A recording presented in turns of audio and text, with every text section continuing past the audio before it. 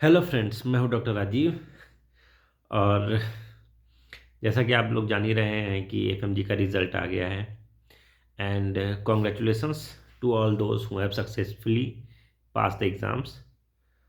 और जो लोग नियर एज पे आके रह गए हैं, उनके लिए थोड़ा-सा दुःख भी है, क्योंकि कई सारे मेरे दोस्त भी हैं जो एकदम क्लोज़ आके रह गए हैं, तो उनके लिए दुःख है।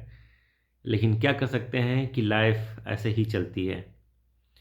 थोड़ा-सा मुश्किल है, लेकिन करना तो आपको पड़ेगा, दोबारा से तैयारी करनी पड़ेगी, शुरू से स्टार्ट करना पड़ेगा। लेकिन आपके पीछे एक बैकअप रहेगा कि आपने पिछली बार पढ़ा है, ठीक है?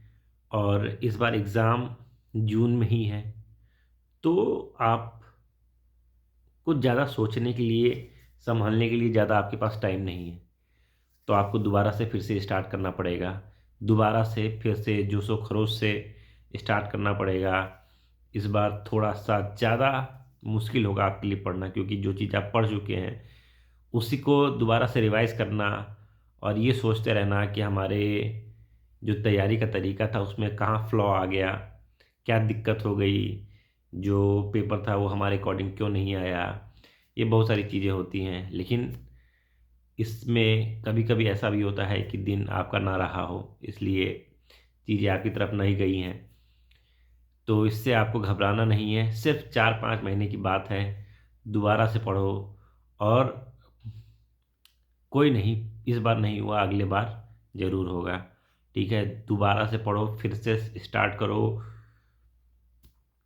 रिवाइज़ करो, ज़्यादा से ज़्यादा क्वेश्चंस लगाओ, मॉक टेस्ट दो।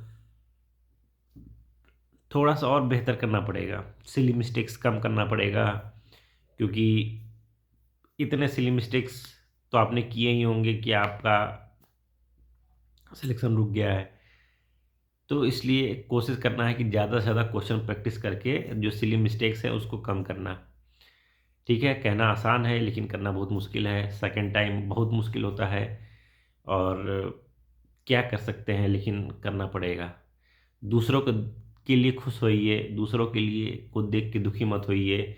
ये सबसे बड़ा दुःख होता है कि हमसे कम पढ़ने वाला, साथ वाला अ, पास हो गया लेकिन मैं नहीं पास हुआ हूँ, मैंने तो इतनी मेहनत की थी।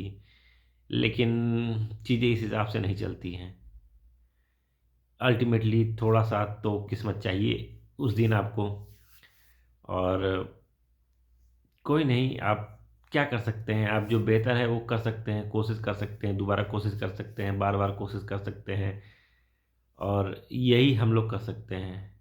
और किस्मत एक दिन किसी न किसी दिन तो साथ देगी ही देगी। तो इसलिए कोशिश करो, बेहतर करो और अपने आप पे भरोसा जगाओ, दोबारा से भरोसा करो। Trust yourself again and again till you make it. बाकी मेरे 2-3 दोस्त जो नहीं हुए हैं, उनके लिए मुझे काफ़ी दुःख है। वो काफ़ी क्लोज़ है मेरे दिल के, लेकिन अब नहीं हुआ है तो अब क्या कर सकते हैं। बेस्ट विशेस मेरी तरफ से उनके लिए अगली बार के लिए।